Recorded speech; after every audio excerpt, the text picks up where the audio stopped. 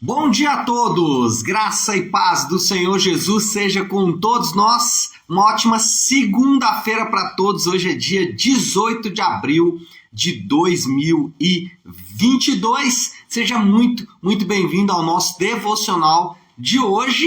E nesta manhã, nesta segunda-feira, vamos iniciar aí uma nova caminhada. Semana passada, eu espero que você já tenha concluído aí a leitura da carta de Paulo aos Coríntios. E hoje nós vamos iniciar então o estudo e a leitura do livro de Deuteronômio. Esse que é o último, ou o livro que fecha o chamado Pentateuco, chamado Lei de Deus. Então vamos meditar nesse texto, vamos meditar nesse livro durante aí as próximas semanas. Vamos estar falando então de Deuteronômio. Bom, para começar bem aqui o nosso devocional, nós vamos falar nesta segunda-feira de Deuteronômio 1 a 3, e eu quero destacar um texto com vocês que está no capítulo de número 3, versículo de número 22. Deuteronômio 3, 22, que diz assim: não tenham medo deles, o Senhor, o seu Deus, é quem lutará por vocês. Não tenham medo deles, é o Senhor Deus quem lutará por vocês. Bom, o que está acontecendo aqui no livro de Deuteronômio? Se você lembrar, Deus tirou Israel do Egito com um braço forte. Israel atravessa o Mar Vermelho e entra ali então na sua caminhada no deserto.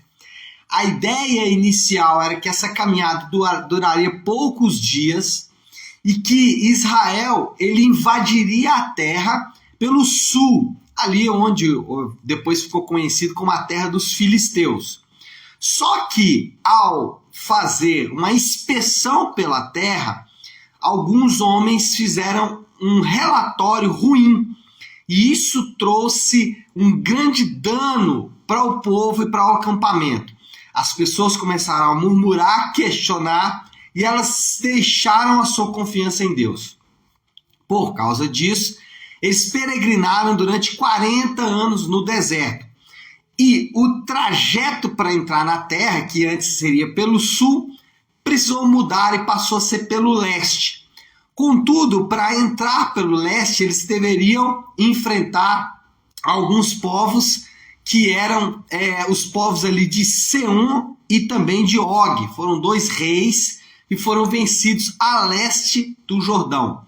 E aí, depois de vencer esses povos, já na entrada ali, na transição entre o leste e o oeste para entrar e atravessar o Jordão e entrar na terra, Moisés então vai proferir o seu último discurso, que ficou conhecido como o livro de Deuteronômio. Então, o que nós temos no livro de Deuteronômio é uma espécie de discurso final, sermão final de Moisés para o povo antes do povo entrar na terra.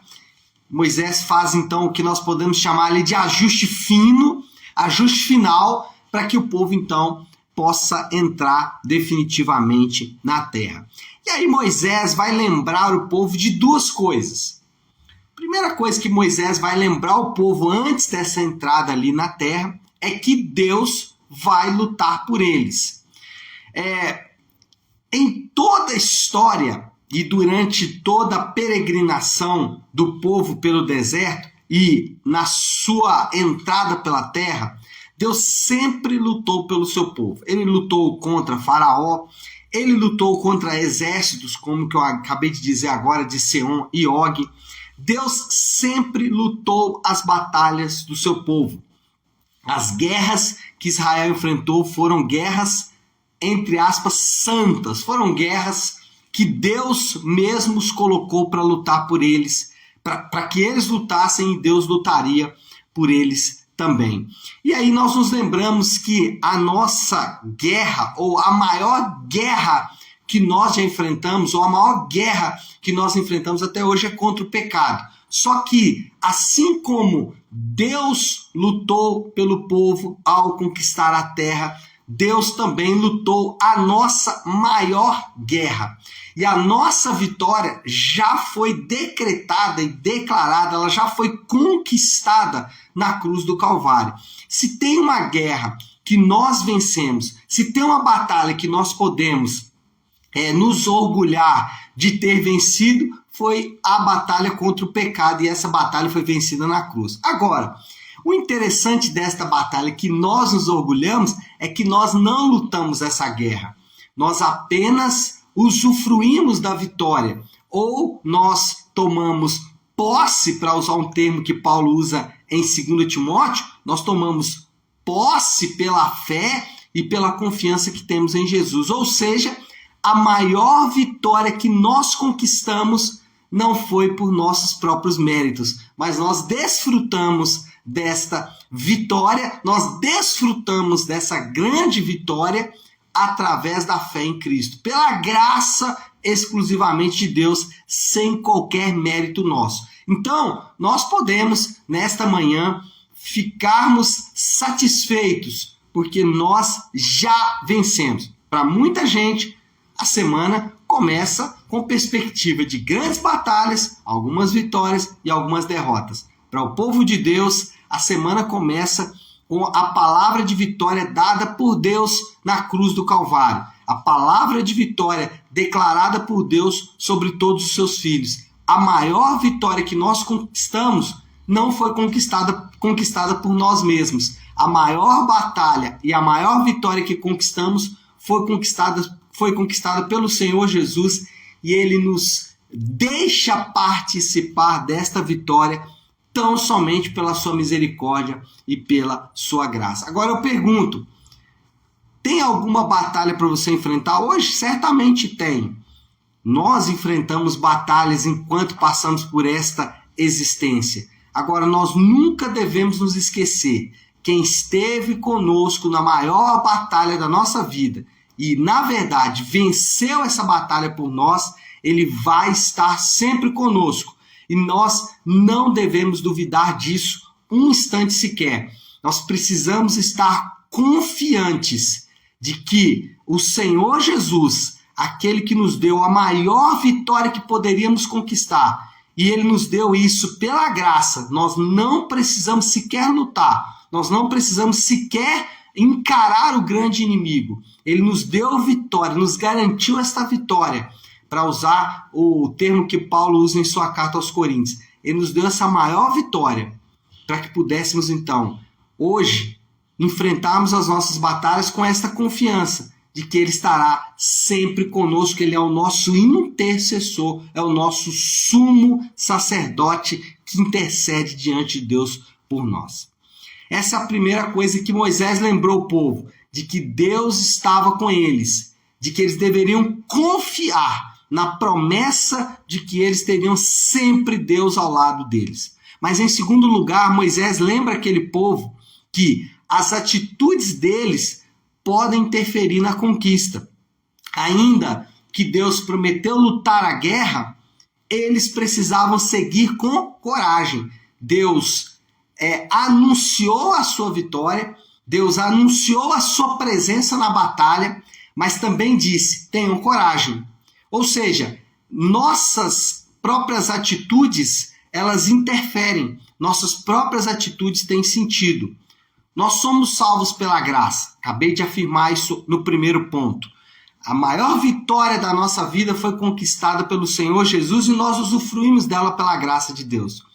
Só que nós passamos por tudo isso exatamente para que possamos fazer boas obras. Se tem alguém, se tem pessoas nesse mundo que tem motivação para realizar boas obras, é o povo de Deus. O povo de Deus, por causa da vitória de Cristo na cruz, por causa da confiança que eles têm nessa vitória, o povo de Deus, exatamente porque eles acreditam firmemente nas promessas de Deus, esse povo deve fazer boas obras. O que eu estou querendo dizer com isso é que a obediência, ela é inerente à fé. A obediência, ela está intimamente ligada à fé. Muitas pessoas falam que têm fé em Deus. você já deve ter ouvido aquela expressão, eu tenho muita fé em Deus. Mas afirmar que tem fé em Deus não significa nada quando a vida e a obediência não acompanham esta fé. Então dizer que tem fé em Deus, mas não confia em sua palavra, por exemplo, é uma grande incongruência. Ou você confia em Deus e obedece a sua palavra, porque as duas coisas são inerentes, ou de fato você não confia em Deus. Quem desobedece à palavra de Deus também está afirmando que não confia em Deus. Quem desobedece às Escrituras também está dizendo para Deus, olha, eu não confio em você. Quando Moisés disse para o povo, Deus vai lutar por vocês, mas tenham coragem. Ou seja, confiem nesta palavra, confiem nessas promessas. Muitas vezes nós não somos capazes de obedecer porque não confiamos. Se confiássemos, nós obedeceríamos com naturalidade, porque obediência é inerente à fé. Não existe fé sem obediência. E não existe obediência verdadeira na palavra de Deus que não seja pela fé. As duas coisas estão ligadas. Então, o que Moisés mostrou para o povo nesse pequeno versículo, vou ler de novo para vocês porque é um versículo lindo. Ele diz assim, não tenham medo deles, o Senhor, o seu Deus, é quem lutará por vocês. É um belo versículo, uma palavra linda de Deus, uma promessa que Deus deu para o povo antes de entrar na terra. Vocês terão um grande parceiro na luta, mas vocês precisam entender que a obediência e a confiança de vocês vai ser importante nesse processo. E isso vale muito para nós. Vamos enfrentar algumas batalhas durante essa semana. Aliás, durante toda a nossa vida. Nunca devemos nos esquecer que a maior batalha que podíamos enfrentar, ela foi vencida pelo Senhor Jesus. E Ele nos garantiu vitória ao vencer o pecado e a morte na cruz do Calvário. Por isso, nós podemos manter a nossa confiança em Deus, sabendo que a maior vitória que nós poderíamos ter já foi nos garantida e que Ele estará conosco todo o tempo. O que nós devemos fazer é confiar sempre nele. Essa é a palavra. Bom, moral da história. Fé e a convicção nas promessas de Deus estão ancoradas na palavra de Deus. Fé e convicção nas promessas de Deus devem estar ancoradas na palavra de Deus. O que eu estou querendo dizer, o que a gente quis dizer aqui nesse devocional desta manhã é que a nossa fé, a nossa obediência, ela estará intimamente ligada ao fato de que nós confiamos na palavra de Deus. Se confiamos na palavra de Deus, a nossa fé está ancorada em Deus. Se não, a nossa fé pode estar ancorada apenas em nós mesmos. E qual é o desafio, a aplicação que nós podemos pensar aqui nesta manhã para começarmos bem esta semana confie em Deus obedecendo. Confie em Deus obedecendo a palavra de Deus. Esse é o nosso grande desafio. Confiar em Deus de boca, confiar em Deus de palavra, confiar em Deus apenas com discurso é muito fácil. Mas a confiança em Deus ela vai se mostrar verdadeira quando obedecemos a sua palavra. E nós sabemos que somos sempre e diariamente desafiados por Deus a obedecer a palavra dele. E é isso que vai ser o nosso grande desafio desta segunda-feira e desta semana. Tá certo, meu povo?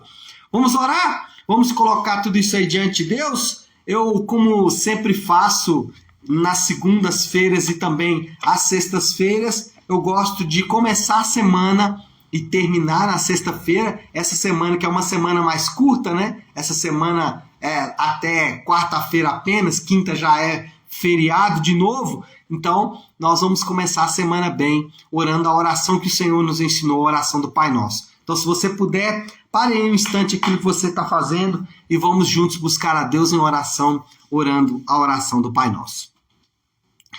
Pai nosso que estás nos céus, santificado seja o teu nome. Venha o teu reino, seja feita a tua vontade, assim na terra como no céu. Dá-nos hoje o nosso pão de cada dia. Perdoa as nossas dívidas, assim como perdoamos aos nossos devedores.